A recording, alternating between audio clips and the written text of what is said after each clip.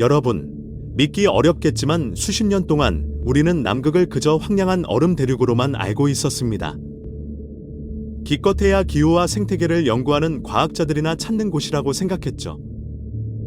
지구 표면의 71%는 바다이고 나머지 29%가 6개 대륙으로 나뉜 육지입니다. 그 중에서도 남극은 인류가 가장 마지막으로 발견한 대륙으로 멀고도 험한 기후 탓에 현대 문명과는 완전히 동떨어진 곳으로 여겨져 왔습니다. 1909년에 이르러서야 탐험대가 남극을 공식적으로 발견했고 그제야 우리는 지구에 이런 대륙이 존재한다는 사실을 알게 되었습니다. 연평균 기온이 영하 25도에 달하는 남극에는 상주 인구가 없고 계절에 따라 연구를 위해 과학자들만 드나드는 곳으로 알려져 있습니다. 하지만 미국군 출신 장교들이 밝힌 충격적인 진실을 듣고 나면 수천 미터 두께의 얼음 아래 이 신비로운 대륙에 실제로 무엇이 숨겨져 있는지 완전히 다시 생각하게 될 것입니다. 특별한 여성, 린다 몰튼 하우. 이 이야기를 제대로 이해하려면 먼저 린다 몰튼 하우라는 여성에 대해 알아야 합니다. 그녀는 정부들이 대중에게 알리지 않기를 바라는 수수께끼를 풀기 위해 평생을 바쳤습니다. 1942년생인 린다는 1968년 명문 스탠퍼드 대학교에서 커뮤니케이션 석사 학위를 받았습니다. 흥미로운 점은 그녀가 많은 사람들이 생각하는 것처럼 단순한 UFO 추적자가 아니라는 것입니다.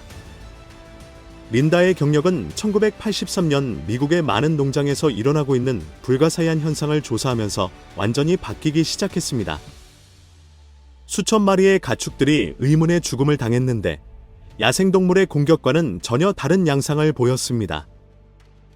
이 소들은 눈, 혀, 생식기 같은 장기들이 극도로 정밀하게 절제되어 있었는데 마치 첨단 의료기구로 수술한 것 같았습니다.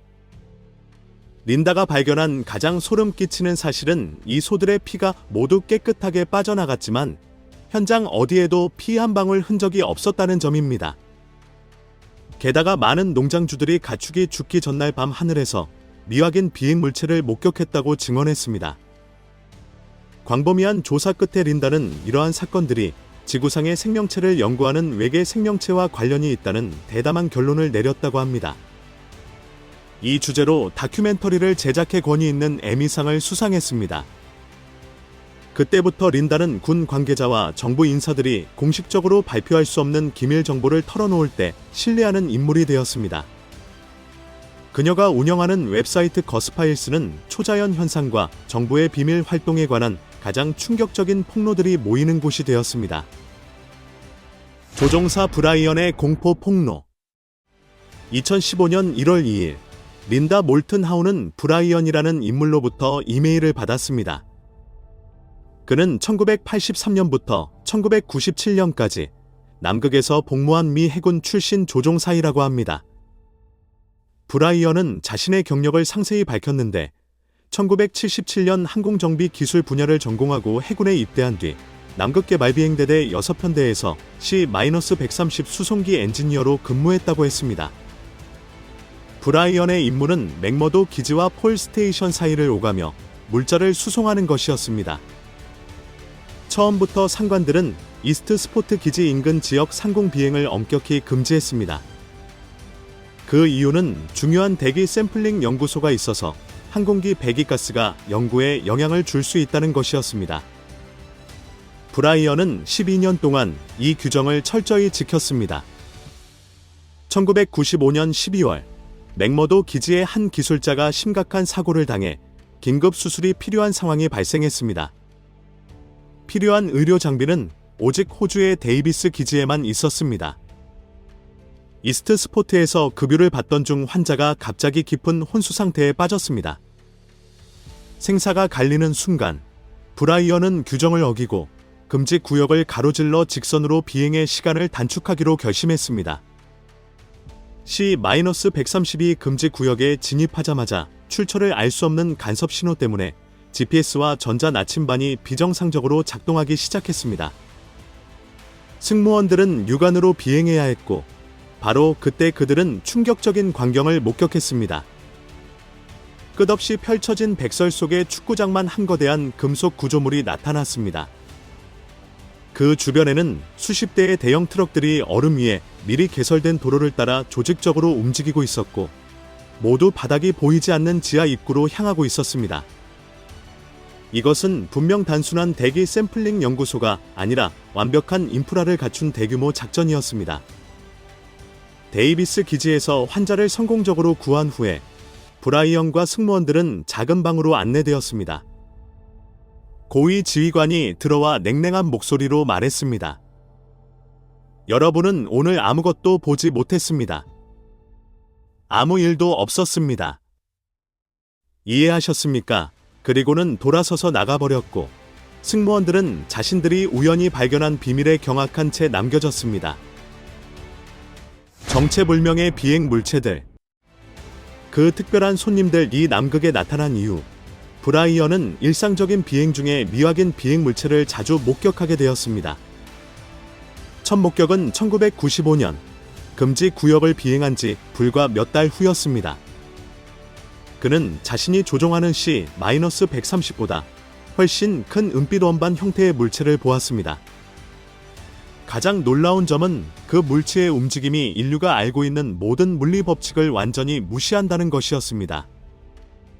어떤 때는 눈 깜짝할 사이에 서너 개의 산봉우리를 넘어갈 정도로 극도로 빠르게 날아가다가, 또 어떤 때는 보이지 않는 힘에 매달린 듯 하늘에 완전히 정지해 있기도 했습니다. 처음에 브라이언과 동료들은 그것이 단지 흰눈 위의 햇빛 반사 현상이라고 생각했습니다. 남극은 특수한 기후 조건 때문에 기한 광학 현상이 많이 일어나는 고지였으니까? 그러나 한 비행 원반이 매우 가까이 접근해서 오랫동안 항공기와 나란히 비행했을 때 브라이언은 그것이 매끄러운 금속 표면을 가진 실제 물리적 구조물이며 날개나 제트 엔진이 없다는 것을 분명히 확인할 수 있었습니다. 그 물체는 완전히 소리 없이 움직였고, 어떤 항공기도 조종사에게 과도한 G포스로 부상을 입히지 않고서는 할 수 없는 각도로 갑작스럽게 방향을 바꿀 수 있었습니다. 지상관제에게 보고했을 때 돌아온 유일한 답변은 이것뿐이었습니다. 그건 우리 항공기가 아니고 이 일에 대해 더 이상 묻지 않는 게 좋을 겁니다. 진실성을 증명하기 위해 브라이언은 복무 서류, 그리고 남극에서 승무원들과 함께 찍은 사진을 함께 보냈습니다. 린다 몰튼하우는 전문가를 고용해 검증을 의뢰했고, 결과는 모든 문서가 미 해군의 표준 군사 기록과 일치하는 높은 신빙성을 보였습니다. 특히 브라이언은 금전적 보상이나 명성을 요구하지 않았고, 오직 책임감 있게 정보를 활용할 수 있는 사람과 진실을 나누는 것이 유일한 목적이었습니다. 스파르탄 -1의 더욱 충격적인 폭로. 브라이언이 놀라운 증언을 담은 편지를 보낸 지 3년 후인 2018년 7월 19일, 린다 몰튼하우는 또 다른 미 해군 출신으로부터 훨씬 더 충격적인 정보를 받았습니다. 신원 보호를 위해 스파르탄 -1초이라는 가명을 사용한 이 인물의 폭로는 전 세계 초자연 현상 연구 커뮤니티를 뒤흔들었습니다. 스파르탄 -1은 2003년 남극에서 특수 임무에 참여했다고 밝혔습니다. 당시 첨단 투과 레이더 기술을 장착한 미국 군사위성이 극도로 이상한 무언가를 발견했다는 것입니다. 이 위성은 두꺼운 얼음층을 투과해 그 아래 지질 구조를 탐사할 수 있었는데, 브라이언이 지하 도시를 목격했던 맥머도 기지 인근을 스캔하던 중 지하 3km 깊이에 묻혀있는 거대한 건축 구조물을 발견했습니다. 그 면적은 60에이커에 달해 작은 도시 여러 개보다 컸습니다. 이 발견 직후 미국 정부는 즉시 고고학자, 지질학자, 군 인력으로 구성된 특수팀을 파견했습니다. 스파르탄 -1의 임무는 연구 전문가들의 안전을 확보하고 이 신비로운 구조물 내부로 안전하게 호위하는 것이었습니다. 현장에 도착했을 때 다른 팀이 이미 입구를 발굴해 놓았고, 완벽한 팔각형 모양의 건물 일부가 드러나 있었습니다. 건물은 검고 윤이 나는 현무암으로 지어졌는데, 이 화산암은 극도로 단단하고 내구성이 뛰어난 것으로 표면은 마치 현대의 레이저로 절단한 것처럼 놀랍도록 정밀하고 매끄럽게 가공되어 있었습니다. 팀 전체를 경악하게 만든 첫 번째 것은 건물 입구의 문이었습니다. 수천 년 동안 얼음 아래 묻혀 있었음에도 가볍게 밀기만 하면 열렸고, 그 작동 메커니즘은 여전히 정상적으로 작동하는 것처럼 보였습니다. 금속 표면에는 녹이나 부식, 손상의 흔적이 전혀 없었습니다. 내부로 들어갔을 때 연구팀을 경악시킨 것은 온도와 조명이었습니다. 남극 외부 온도가 영하 40도인데 반의 건물 내부는 섭씨 20도 정도로 따뜻했는데 마치 자동 난방 시스템이 작동하고 있는 것 같았습니다. 전체 공간은 벽 자체에서 발산되는 부드러운 푸른빛으로 밝혀져 있었고 주변의 모든 세부 사항을 명확히 관찰할 수 있을 정도였지만 이러한 온도와 빛을 만들어내는 어떤 장치도 찾을 수 없었습니다. 전문가들은 그 원천을 찾기 위해 모든 현대적 측정 장비를 동원했지만 실패했습니다. 벽은 마치 분자 구조 내부에서 스스로 빛을 발산하는 것처럼 보였는데 이는 현재 인류 기술로는 완전히 불가능한 일이었습니다. 첫 번째 문을 지나고 나서 그들은 완벽한 건축물과 정밀 가공벽으로 설계된 더 깊은 지하 통로로 이어지는 긴 복도로 들어갔습니다. 복도 끝에는 또 다른 문이 있었는데 이건 역시 마치 정기적으로 관리를 받고 있는 것처럼 쉽게 열렸습니다. 하지만 가장 충격적인 순간은 아직 오지 않았습니다. 두 번째 문이 열리자 거대한 창고만 한넓은 방이 나타났습니다. 그 방 안에서 스파르탄 -1은 죽는 날까지 잊을 수 없는 광경을 목격했다고 증언했습니다. 수백 개의 투명한 보관 용기들이 질서정연하게 배열되어 있었는데 각 용기는 성인을 수용할 수 있을 만큼 컸고 그 안에는 투명한 청록색 액체가 들어 있었습니다. 스파르탄 -1과 연구팀을 경악시킨 것은 각 용기마다 그 신비한 액체 속에 잠겨있는 인간형처럼 생명체였습니다. 이 생명체들은 크기와 신체 비율이 인간과 비슷했지만 피부색이 약간 다르고 머리가 평범한 사람보다 크며 감긴 큰 눈을 가지고 있는 등 뚜렷한 차이점을 보였습니다. 스파르탄 -1이 이 생명체들의 진짜 정체를 알게 된 것은 특수팀에 매우 특별한 한 명의 팀원이 있었기 때문이었습니다. 이 사람은 평범한 인간이 아니었으며 겉모습은 인간과 비슷했지만 인류의 능력을 훨씬 초월하는 특징과 지식을 가지고 있었습니다. 이 특별한 팀원은 용기 안의 생명체들이 수천 년간 진행된 연구개발 프로그램의 결과물이며 지구 밖에서 온 과학자들이 지구의 미래를 대비해 만들었다고 설명했습니다.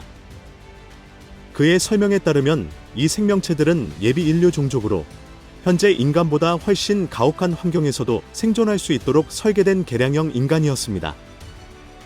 이들은 인류가 지구를 파괴하여 자원이 고갈되고 생명체가 살 수 없는 환경이 될 때를 대비해 만들어졌습니다. 그 시점이 오면 이 생명체들이 동면 상태에서 깨어나 활성화되어 오염된 환경, 높은 방사선, 자원 부족 등 현재 인류가 생존할 수 없는 조건에 적응할 수 있는 능력으로 지구를 물려받게 된다는 것이었습니다. 스파르탄 -1은 남극 구조물에 대한 폭로에 그치지 않고 현재 최소 7개의 외계 종족이 인류와 정기적으로 접촉하며 협력하고 있다고 밝혔습니다. 각 종족마다 서로 다른 목적과 이해관계를 가지고 있지만 모두 전 세계 여러 국가 정부와 비밀 협정을 맺었다는 것입니다. 이러한 협력을 지원하기 위해 미국을 비롯한 많은 국가들이 오래전부터 비밀 우주 프로그램을 실행해왔으며 인류와 외계 생명체가 대중의 눈을 피해 만나고 지식과 기술을 교환할 수 있는 비밀기지 네트워크를 구축했다고 합니다. 남극은 이 네트워크에 속한 여러 기지 중 하나일 뿐이며 다른 기지들은 달과 화성, 심지어 지구상의 다른 비밀 장소에도 있다고 알려졌습니다. 스파르탄 -1은 더욱 충격적인 세부사항을 공개했는데 수십 년 동안 세계 최고의 과학자들이 비밀리에 이러한 기지로 이송되어 첨단 기술을 연구하고 배워왔다는 것입니다. 가족과 친구들에게는 먼 곳에서 비밀 연구 프로젝트를 수행하고 있다고 통보되지만 실제로는 지구를 떠난 상태라는 것입니다. 이들 과학자의 가족들에게 편지와 연락을 위조해 보내는 전담 조직이 있어서 마치 그들이 여전히 지구 어딘가에서 일하고 있는 것처럼 보이게 만든다고 합니다. 답을 찾지 못한 큰 질문들. 만약 이러한 폭로가 사실이라면 인류 역사의 본질과 우주에서 우리가 차지하는 위치에 대한 충격적인 의문들이 제기됩니다. 인간은 정말로 지구의 유일한 주인일까요? 아니면 우리보다 지적인 존재들이 관찰하고 통제하는 하나의 실험에 불과한 것일까요? 왜 각국 정부는 이런 정보를 대중에게 숨겨왔을까요? 진실을 밝히는 것이 사회 질서의 붕괴와 혼란을 야기할 수 있기 때문일까요? 아니면 단순히 외계 생명체와의 비밀 협력을 통해 얻는 경제적, 정치적 이익 때문일까요? 그리고 가장 중요한 것은 만약 예비 인류 종족이 실제로 존재한다면 그것이 인류의 미래에 어떤 의미를 갖는가 하는 점입니다. 우리는 지금 지구상 인간 시대의 마지막 날들을 살고 있는 것일까요? 제시된 모든 정보와 증거들을 검토한 후 우리는 이런 질문을 던져야 합니다. 남극에 관한 이러한 폭로가 진실일까요? 아니면 정교하게 만들어진 허구일까요? 한편으로는 상당히 설득력 있는 증거들이 있습니다. 군 경력을 검증할 수 있는 목격자들, 남극의 지리와 기후에 대한 정확한 기술적 세부사항, 그리고 서로 독립적인 증언들 간의 일치성이 그것입니다. 더욱이 주요 국가들이 실제로 남극에서 비밀 활동을 하고 있다는 것은 부인할 수 없는 사실입니다. 반면에 외계 생명체와 예비 인류 종족에 대한 주장은 믿기 어려운 것들이며 이를 검증할 수 있는 구체적인 과학적 증거는 아직 없습니다. 이러한 정보를 확인해줄 다른 목격자들이 더 나서지 않는다는 점도 많은 이들을 의심하게 만듭니다. 그러나 린다 몰튼 하우가 말했듯이 한 사람이 이야기를 들려주면 의심할 수 있습니다. 하지만 서로 모르는 여러 사람이 같은 이야기를 할 때는 다시 생각해 봐야 할 것입니다. 남극에 대한 진실은 우리가 상상할 수 있는 것보다 더 복잡하고 신비로울 수 있습니다. 어쨌든 이러한 폭로들은 정부가 여전히 대중에게 숨기고 있는 중대한 비밀이 존재할 가능성에 대한 문을 열어주었습니다. 그리고 아마도 시간만이 우리에게 답을 줄 수 있을 것입니다. 남극은 정말로 그저 황량한 얼음 대륙일 뿐일까요? 아니면 인류의 가장 충격적인 비밀을 간직한 곳일까요?